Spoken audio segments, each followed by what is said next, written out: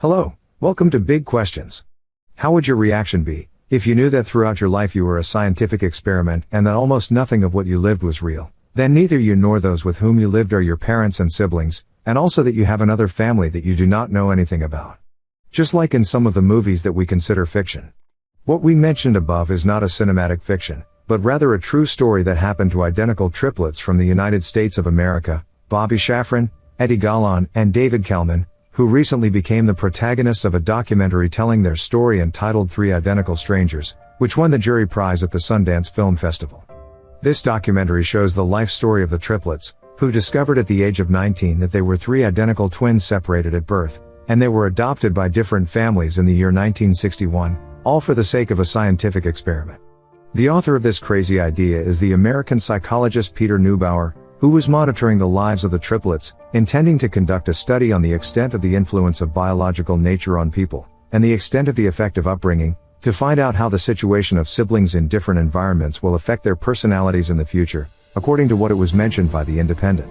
It was a strange coincidence that the triplets met because although their lives did not intersect at all, their destiny intersected when one of them, Bobby Shaffran, was surprised by a warm welcome on his first day at Sullivan College in New York, by a young man named Michael Domnitz, who, after seeing Shaffran's reaction, wanted you to say that the one who welcomes him and gives him a greeting is not his close friend Eddie Gallan, but someone else who is very similar. During the documentary Three Identical Strangers, Domnitz describes that he was shocked when he realized that the guy in front of him was not Gallan, as he asked Shaffran at the time if he was born on July 12, 1961, and the latter answered him yes.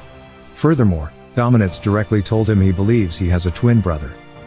Indeed, the two brothers Shaffran and Gallan met, and when their story was buzzing in the media, the two received a call from their third brother, Kellman, who told them he believed that he was their third twin, and after the three of them searched for the truth, they discovered that their real mother had conceived them during her university studies. When she learned she was pregnant, she decided to give birth to them and put them up for adoption, and they have been separated since then.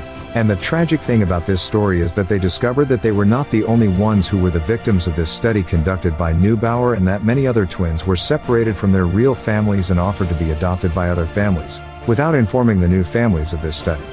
A team of scientists was following the developments of their lives, then an evaluation of their stages of growth was made by the researchers responsible for the experiment.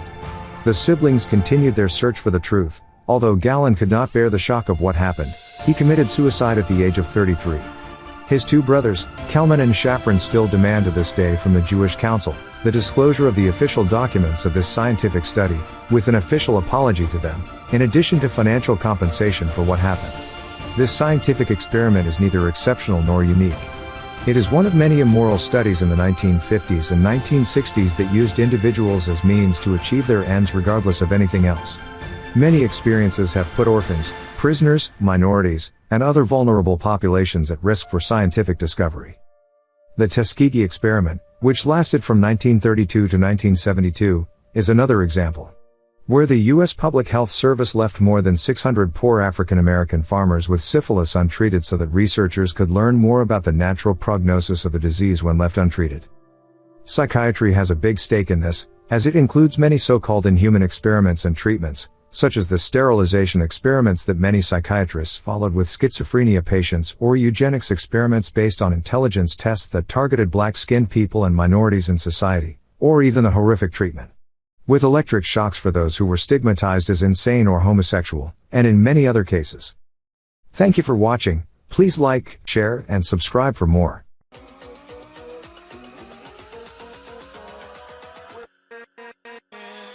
With